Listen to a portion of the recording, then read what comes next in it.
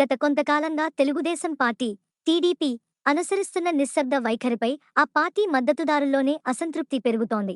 భారత రాష్ట్ర సమితి బీఆర్ఎస్ నేతల నుంచి టీడీపీపై, ముఖ్యంగా పార్టీ అధినేత నారా చంద్రబాబు నాయుడుపై వరుసగా విమర్శలు, ఆరోపణలు వస్తున్నప్పటికీ టీడీపీ నుంచి పెద్దగా ప్రతిస్పందన లేకపోవడం బీఆర్ఎస్ను మరింత దూకుడుగా ముందుకు నడిపిస్తోందన్న అభిప్రాయం బలంగా వినిపిస్తోంది. బీఆర్ఎస్ విమర్శలు, టీడీపీ మౌనం. బీఆర్ఎస్ నేతలు పదే పదే టీడీపీని టార్గెట్ చేస్తూ వ్యాఖ్యలు చేస్తున్నా వాటికి ప్రత్యుత్తరంగా టీడీపీ మౌనం పాటించడం రెండు రాష్ట్రాల రాజకీయాల్లో ఒక ఆసక్తికర అంశంగా మారింది. ఈ మౌనమే బీఆర్ఎస్ కు ధైర్యం ఇస్తోందని టీడీపీ శ్రేణులు బహిరంగంగానే వ్యాఖ్యానిస్తున్నాయి. కేసీఆర్ వ్యాఖ్యలతో వివాదం మళ్లీ రాజుకుంది. ఈ నెల 20న రెండేళ్ల విరామం తర్వాత ఫామ్ హౌస్ నుంచి బయటకు వచ్చిన చంద్రశేఖరరావు మీడియా సమావేశం ఏర్పాటు చేసి చంద్రబాబుపై తీవ్ర వ్యాఖ్యలు చేశారు. 2014 నాటి టీడీపీ ప్రభుత్వ విధానాలను తప్పుబడుతూ అప్పటి ముఖ్యమంత్రిగా చంద్రబాబు తీసుకున్న రాజకీయ నిర్ణయాలను కించపరిచేలా మాట్లాడారు.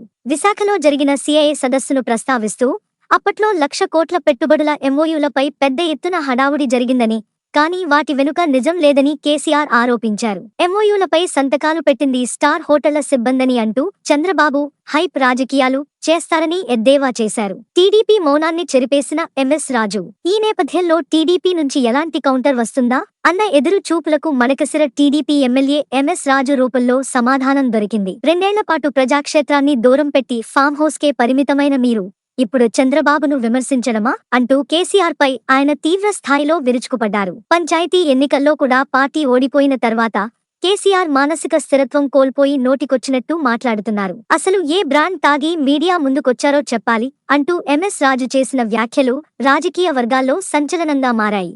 కేటీఆర్ పై కూడా పరోక్ష విమర్శ.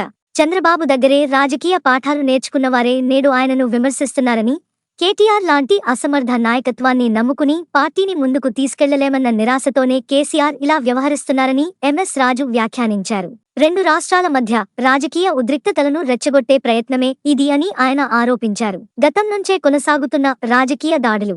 బీఆర్ఎస్ నుంచి చంద్రబాబు టీడీపీపై విమర్శలు ఇదే తొలిసారి కాదు. అమరావతి రాజధాని అంశం నుంచి ఆంధ్రా బిర్యానీ వ్యాఖ్యల వరకు, పోలవరం నుంచి బనకచెర్ల ప్రాజెక్ట్ వరకు, జగన్ ముఖ్యమంత్రి అయినప్పటి నుంచి చంద్రబాబు అరెస్టు వరకు ప్రతి అంశంలోనూ బీఆర్ఎస్ రిటర్న్ గిఫ్ట్ రాజకీయాలు చేస్తూనే ఉందన్న ఆరోపణలు ఉన్నాయి. ఇన్నాళ్లు టీడీపీ సహనం, ఓర్పుతో మౌనం పాటిస్తూ రెండు రాష్ట్రాల మధ్య విద్వేష రాజకీయాలకు అడ్డుకట్ట వేస్తూ వచ్చింది. కానీ ఆ సహనానికి కూడా ఒక హద్దు ఉంటుందని, ఓర్పుకి కూడా ఎక్స్పైరీ డేట్ ఉంటుందని, ఇకపై మౌనం కూడా మాట్లాడాల్సిన పరిస్థితి వచ్చిందని ఎంఎస్ రాజు కౌంటర్ స్పష్టం చేసింది.